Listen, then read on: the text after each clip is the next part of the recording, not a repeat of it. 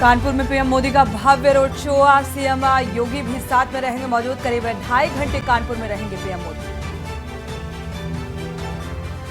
लोकसभा चुनाव में सीएम ने तेज किया प्रचार। एमपी के गुना में भरी हुंकार। प्रत्याशी के पक्ष में वोट किया अपील।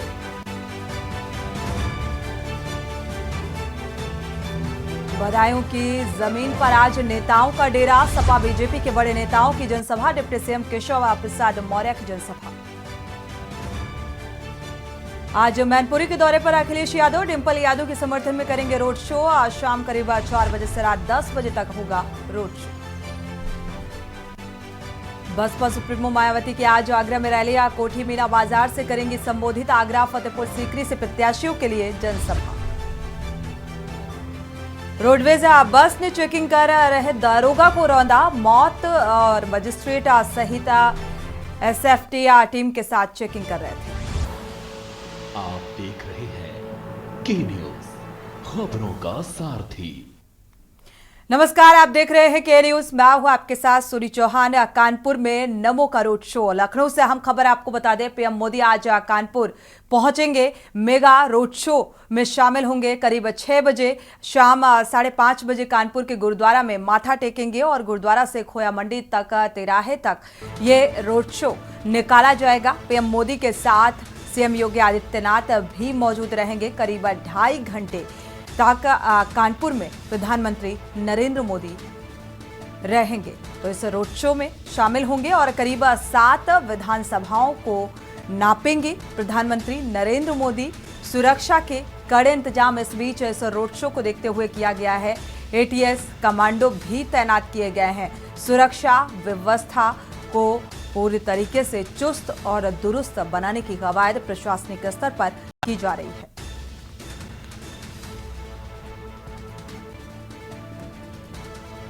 तो रोड शो को देखते हुए फिलहाल आपको बता दें कि जो तैयारियां हैं वो पूरी की जा रही हैं। प्रशासनिक स्तर पर रोड डायवर्जन भी किया जा रहा है। जिस तरीके से आज प्रधानमंत्री नरेंद्र मोदी कानपुर पहुंच रहे हैं और सीएम योगी आदित्यनाथ की भी साथ में मौजूदगी होगी है। प्रधानमंत्री शाम करीब 5:15 पर चकेरी एयरपोर्ट स्टेशन पहुंचेंगे विशेष विमान के जरिए और वहां से सड़क मार्ग से गुमटी गुरुद्वारे में माथा टेकने के लिए पहुंचेंगे 5:45 पर और इसके बाद वहां पर मत्था टेकने के बाद क्रॉसिंग से होते हुए करीब 6 बजे रोड शो में शामिल होंगे। तो इसको देखते हुए तैयारियां भी चुस्त दुरुस्त की जा रही हैं। इस रोड शो में करीब 2.5 घंटे का समय बिताएंगे। कानपुर से हम खबर आपको बता रहे हैं, प्रधानमंत्री नरेंद्र मोदी का आज मेगा रोड शो है। गुमटी गुरुद्वारे में मत्था टेकेंगे और रोड शो को लेकर सिख समुदाय में उत्साह भी देखने को मिल रहा है और कहा जा रहा है कि प्रधानमंत्री नरेंद्र मोदी सिख यानी कि जो जातीय समीकरण है उन्हें भी साधने की कोशिश करेंगे। तो क्या जातीय समीकरण को साधने की पूरी कोशिश होगी? उन तमाम मुद्दों से इतर जो मूलभूत मुद्दे हैं जिनको लगातार विपक्ष उठा रहा है। हालांकि ये रोड शो आज बेहद अहम माना जा रहा है। बीजेपी प्रत्याशी के समर्थन में वोट की अपील और साथ ही क्योंकि जब बीजेपी प्रत्याशी को टिकट दिया गया रमेश अवस्थी को, इसके बाद एक नाराजगी भी निकलकर सामने आई थी। तो उन तमाम नाराज जो नेता है बीजेपी के वरिष्ठ नेता, उनको भी मनाने की कोशिश की जाएगी।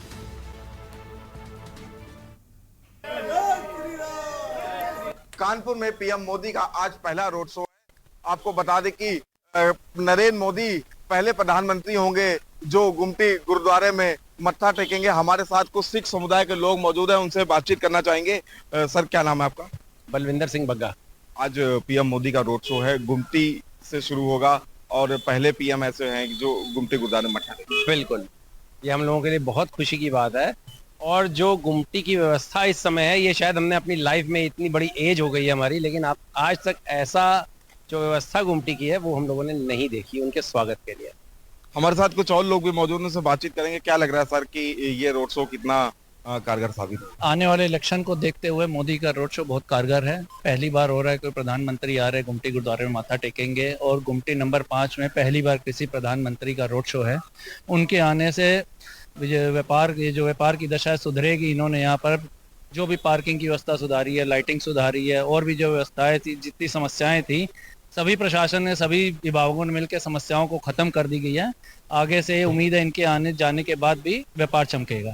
तो देखिए, जो गुमटी के व्यापारी, उनका साफ तौर पर कहना है कि गुमटी में मोदी जी के आने से व्यापार सुधरेगा। हमारे साथ कुछ और लोग भी मौजूद, उनसे बातचीत करेंगे। सर, सिख समुदाय में किस तरीके से उत्साह देखने को मिला है? मोदी जी के स्वागत के लिए हम लोग खड़े हैं।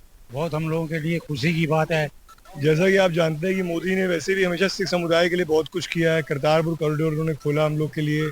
पाकिस्तान में जो हम लोग का था बहुत ही तीर्थ स्थल, तो वैसे भी मोदी जी का रुझान जो है सिख समुदाय के लिए हमेशा अच्छा रहा है, क्योंकि वो हम लोग के सिख गुरुओं को काफ़ी अच्छा स्थान देते हैं। हम लोग के जो शहजादे थे उन लोग की शहीदी को उन्होंने एक बाल दिवस के रूप में भी उन्होंने दिया है। तो हम लोग हमेशा उनका बड़ा ऋणी रहेगा सिख समुदाय, और हम लोग उनके स्वागत के लिए तन मन धन सबसे मौजूद हैं यहाँ। देखिए, हमारे साथ गुमटी के व्यापारी मौजूद थे, जिनका साफ तौर पर कहना है कि कल्पना भी नहीं की जा सकती थी कि मोदी जी का रोड शो कभी गुमटी से होगा। सिख समुदाय का साफ तौर पर कहना है कि पीएम मोदी ने सिख समुदाय के लिए बहुत कुछ किया है। हर एक व्यक्ति उनके स्वागत के लिए आज तैयार है। कानपुर से कौस्तुभ मिश्रा, के न्यूज़ इंडिया। तो खास तौर पर हर एक शख्स और सिख समुदाय में भी उत्साह देखने को मिल रहा है इस रोड शो को लेकर। प्रधानमंत्री नरेंद्र मोदी आज कानपुर पहुंच रहे हैं और कानपुर आकर अपने प्रत्याशी रमेश अवस्थी के लिए वोट की अपील करेंगे। आपको बता दें कि चुनावी लिहाज से बुंदेलखंड अवध क्षेत्र बीजेपी के लिए बेहद अहम सीट मानी जा रही है और कानपुर के साथ ही अन्य क्षेत्रों के लिए भी आज पीएम मोदी रोड शो करेंगे। आपको ये रिपोर्ट दिखा दें।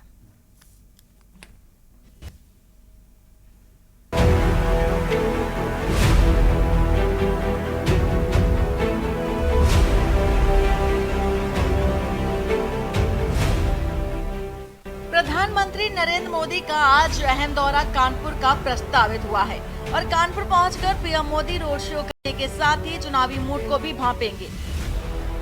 रोड शो के दौरान प्रधानमंत्री नरेंद्र मोदी कानपुर और अकबरपुर लोकसभा क्षेत्र के 7 विधानसभा क्षेत्रों से होकर गुजरेंगे। और इसके साथ ही आपको ये भी बता दें कि भाजपा कानपुर बुंदेलखंड क्षेत्र में अपनी पैनी नजर बनाए हुए है।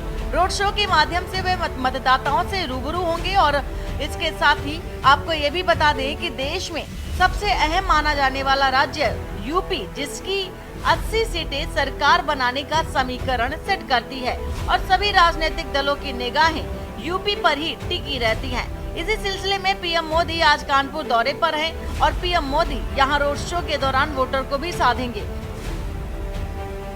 साथ ही 400 पार के नारे को बुलंद करेंगे। पीएम मोदी कानपुर के अलावा यूपी 4 अन्य सीट यानी कि अकबरपुर, जालौन, इटावा, कन्नौज पर भी अपनी नजर बनाए हुए हैं और इस पर भी असर छोड़ते नजर आएंगे। यूपी की 13 सीटों पर चौथे चरण में मतदान होने हैं, जिसको लेकर के बीजेपी अपनी रणनीति पर काम करने में जुट गई है। कानपुर और अकबरपुर सीट पर टिकट बंटवारे को लेकर लगातार घमासान चल रहा था, जिसमें बीजेपी के नेता टिकट बंटवारे पर तमाम आपत्ति जता रहे थे। कानपुर सीट से बीजेपी प्रत्याशी रमेश अवस्थी और अकबरपुर सीट पर देवेंद्र सिंह होले को प्रत्याशी बनाए जाने पर पार्टी के क्षेत्रीय नेता नाखुश दिखाई दे रहे थे और जिन्हें पीएम के इस कार्यक्रम के चलते मनाने पर भी जोर दिया जाएगा। कुछ दिन पहले ही गृह मंत्री अमित शाह कानपुर दौरे पर आए थे और वहीं अब 4 मई यानी कि आज पीएम मोदी कानपुर पहुंचेंगे और शाम को शहर की सड़कों पर रोड शो करते नजर आएंगे और सीधा कनेक्टिविटी जनता से करते दिखाई देंगे। स्पेशल डेस्क, के न्यूज़ इंडिया।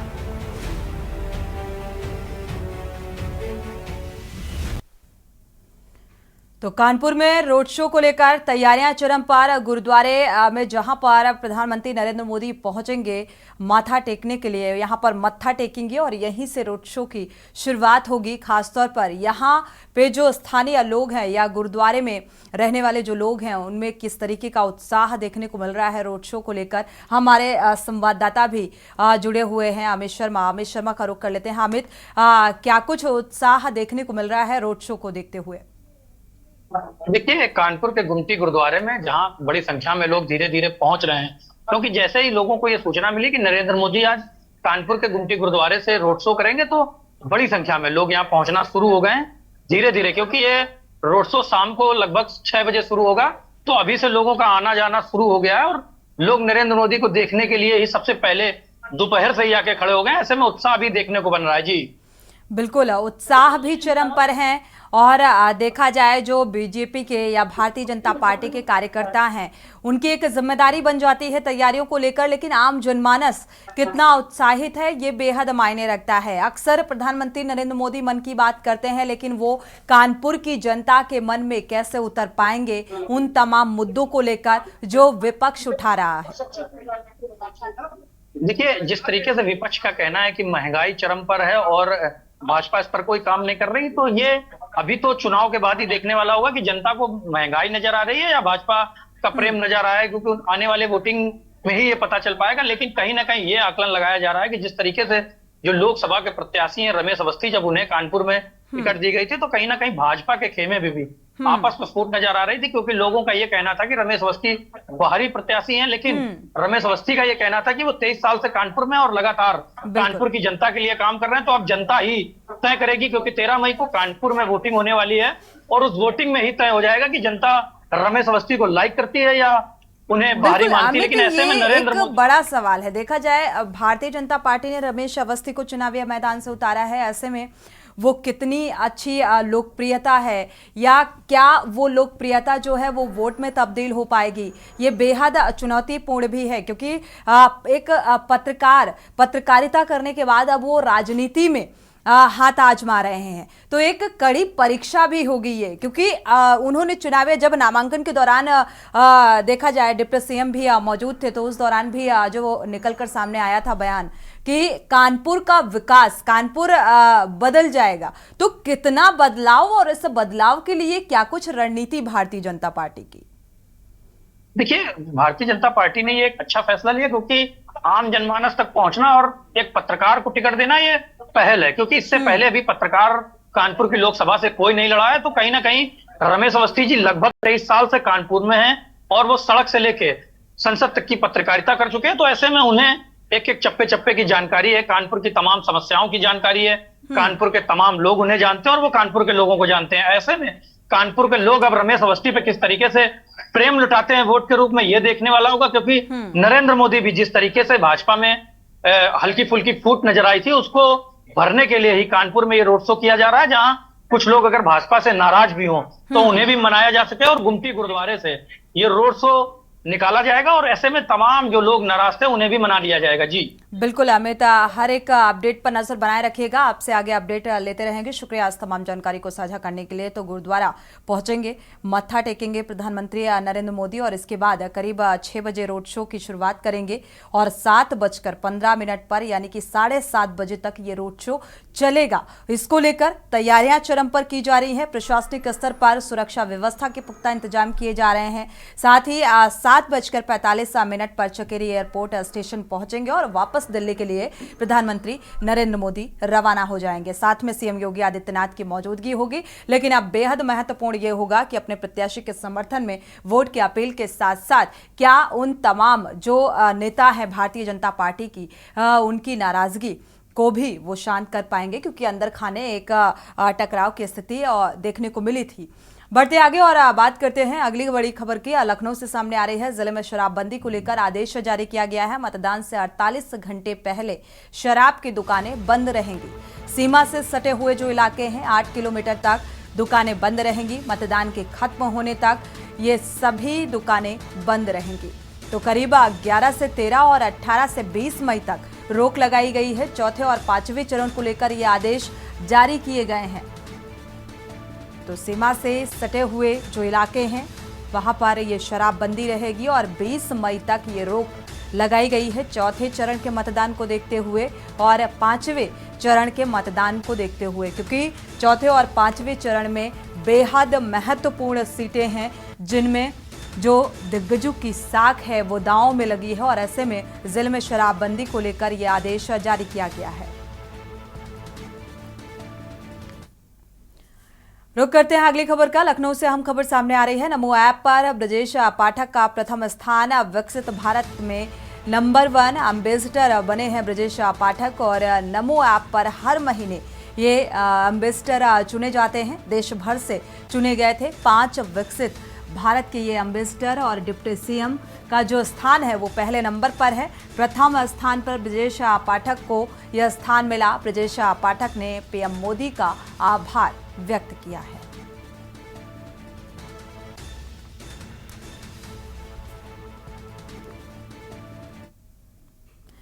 लखनऊ से अहम खबर है, सरकारी अस्पताल की लापरवाही उजागर होती हुई नजर आ रही है। बलरामपुर अस्पताल में लापरवाही का वीडियो वायरल हुआ है। अस्पताल में बच्ची को चढ़ाई गई एक्सपायरी ग्लूकोज ड्रिप और 2023 की एक्सपायरी ग्लूकोज ड्रिप चढ़ाई गई है। आपको बता दें एक्सपायरी हो चुकी थी और इसके बावजूद भी ये ड्रिप चढ़ाई गई और इसी बात को लेकर जो परिजन हैं वो भड़क उठे। परिजनों ने वीडियो बनाकर इसे वायरल कर दिया और ये तस्वीर, ये लापरवाही बताती है कि स्वास्थ्य प्रबंधन कितना, अस्पताल प्रबंधन कितना बेपरवाह है, लापरवाह है।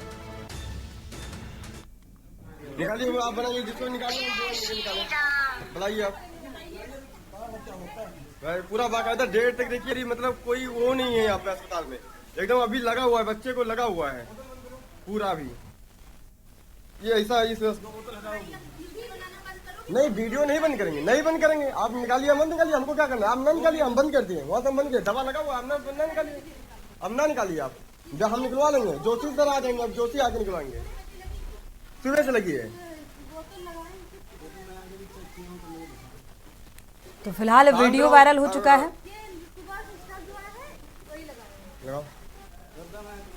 भारत सेठी इसी खबर पर जुड़े हुए हैं संवाददाता लखनऊ से। भारत, वाकई लापरवाही भरा ये वीडियो सामने आ रहा है, जहां पर 2023 में ये ड्रिप एक्सपायर हो जाता है ग्लूकोज और इसके बावजूद भी 2024 चल रहा है और ये बच्ची को चढ़ाया जा रहा है। जान से खिलवाड़। देखिए, बिल्कुल जिस तरीके से ये वीडियो वायरल हुआ है, साफ तौर पर जो अस्पताल प्रशासन की जो लापरवाही है वो उजागर हुई है। ये जो बच्ची थी, ये 10 साल की थी, इसका नाम खुशी था और ये इसको जॉन्डिस था, लिया था। इस वक्त के बाद इनके जो परिजनों, इनके पिता ने, उन्होंने इनको बलरामपुर हॉस्पिटल में एडमिट करवाया। एडमिट करवाने के बाद जब ग्लूकोज चढ़ रहा है, वो एक्सपायरी है जो दिसंबर माह 2023 में वो एक्सपायर हो चुका है, उसके बावजूद भी इस ग्लूकोज को चढ़ाया जा रहा है। जब इनके परिजनों ने नर्स से कहा और हॉस्पिटल प्रशासन से कहा, तो उल्टा हॉस्पिटल प्रशासन जो नर्स थे, स्टाफ था, उन्होंने इनको ही मना कर दिया कि वीडियो ना बनाइए, इसको वीडियो क्यों बना रहे हैं। लेकिन जिस तरीके से ये वीडियो वायरल हुआ है, किस तरीके से बच्ची की जान के साथ हॉस्पिटल प्रशासन ने खिलवाड़ किया है, वो बड़ा सवाल है। लगातार ब्रजेश पाठक की अगर बात करें, डिप्टी सीएम लगातार हॉस्पिटल में जाके डायरेक्शन करते हैं और दिशा निर्देश जारी करते हैं कि कोई किसी प्रकार की लापरवाही सामने ऐसी ना हो, लेकिन उसके बाद बिल्कुल भारत, ये बड़ी लापरवाही है और देखा जाए इसमें क्या अस्पताल प्रबंधन की तरफ से कोई प्रतिक्रिया निकलकर सामने आई है, क्योंकि ये बड़ी लापरवाही की तस्वीर है। देखिए, जो ड्यूटी पे नर्स तैनात थी उसको फिलहाल हटा दिया गया है और जांच के जो आदेश है वो दे दिए गए हैं, लेकिन इस तरीके के घटना के बाद हटाना और जांच के आदेश देना बहुत बड़ा सवाल खड़ा करता है, क्योंकि कहीं ना कहीं स्टोर में क्यों एक्सपायरी ये रखा हुआ है, क्योंकि एक्सपायरी रखा हुआ है, उसके बाद बच्चे को चढ़ाया जा रहा है। क्या कोई देखने वाला कोई उच्च अधिकारी नहीं है? ये छोटे स्टाफ नर्स को लेकर तो इनके ऊपर कार्रवाई कर देते हैं, लेकिन ऐसे जब ये कांड होते हैं, बिल्कुल वाकई होते तो बड़े अधिकारी। शुक्रिया भरत इस तमाम जानकारी को साझा करने के लिए। एक बड़ा सवाल उन दावों को लेकर, क्योंकि लगातार अस्पताल की व्यवस्थाओं को लेकर बड़े बड़े दावे किए जाते हैं जो हवाई साबित होते हुए नजर आ रहे हैं।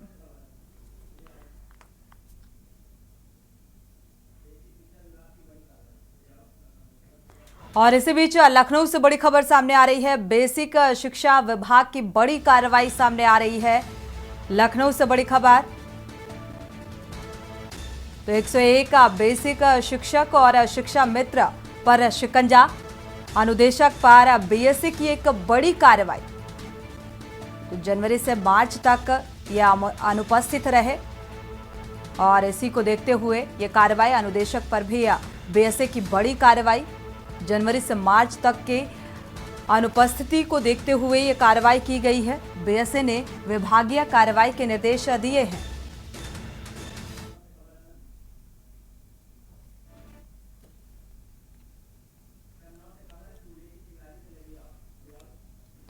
और इसी बीच कन्नौज से खबर सामने आ रही है। चूल्हे की चिंगारी से आग लगी है। आग का ये मामला सामने आ रहा है, जहां पर चूल्हे की चिंगारी से आग लगी।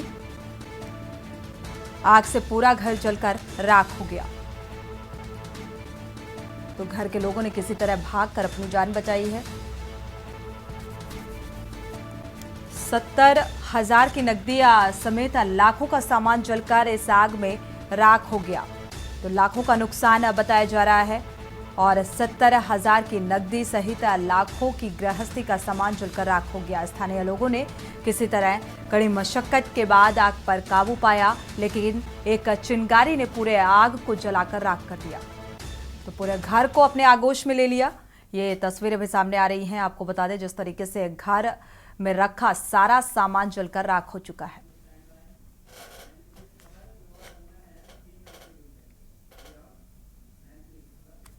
और इसी बीच मैनपुरी से खबर सामने आ रही है। नहर में डूबकर 3 युवकों का ये मामला सामने आ रहा है। 3 युवक डूबे हैं लोअर गंगा नहर में।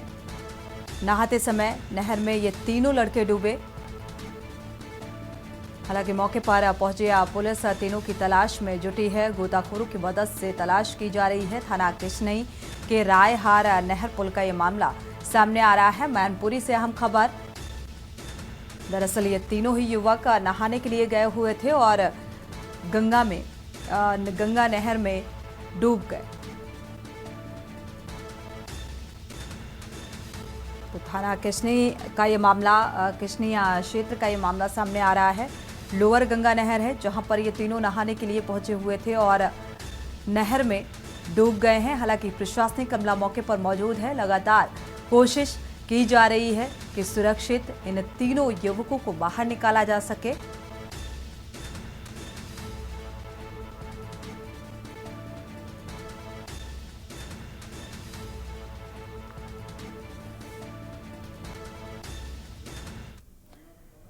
और इसी बीच कन्नौज से खबर सामने आ रही है। तिरुवा विधायक का ग्रामीणों ने विरोध किया है। कन्नौज से हम खबर आपको बता रहे हैं। जनसंपर्क करने के लिए ये कैलाश राजपूत पहुंचे हुए थे और विरोध का सामना करना पड़ा। लाइट न लगवाने पर ग्रामीणों ने विरोध किया है। विधायक के खिलाफ नारेबाजी कर अपना विरोध दर्शाया है। तो विधायक के खिलाफ जमकर ग्रामीणों ने नारेबाजी की।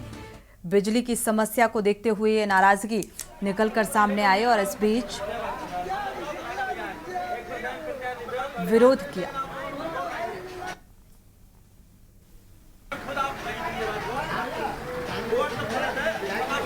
नगर पंचायत के चुनाव वहां दिखाई पड़े, तब वहां चलेगा। पंचायत के चुनाव में किसी विवाद। खबर अमरोहा से है जहां पुलिस कांस्टेबल तैयब खान ने आत्महत्या करने से पहले जो लिखा उसे पढ़कर हर कोई अचंभित रह गया। आखिरी बार तैयब खान द्वारा की गई पोस्ट को हर कोई वायरल करने लगा और घटना के बाद पत्नी मुन्नी का रो रो कर बुरा हाल है। वहीं पिता शौकीन अहमद और माता महनाज गम में डूबी हुई हैं। रेलवे स्टेशन पर सिपाही तैयब खान के द्वारा राइफल से आत्महत्या करने की घटना के बाद प्लेटफॉर्म पर मौजूद लोगों में भगदड़ मच गई। तुरंत लोगों ने मामले की जानकारी जेआरपी और आरपीएफ को दी। और इसके बाद मौके पर पहुंचकर पुलिस ने जांच पड़ताल शुरू की है।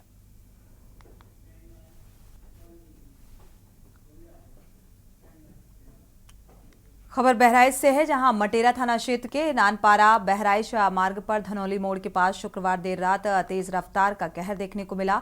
कार ट्रक में जा घुसी और जिसमें कार के परखच्चे उड़ गए। कार में 2 लोग सवार थे जिसमें एक की मौके पर ही मौत हो गई। एक गंभीर रूप से घायल बताया जा रहा है जिसे पुलिस ने इलाज के लिए जिला अस्पताल भेजा और लेकिन रास्ते में ही उसने दम तोड़ दिया।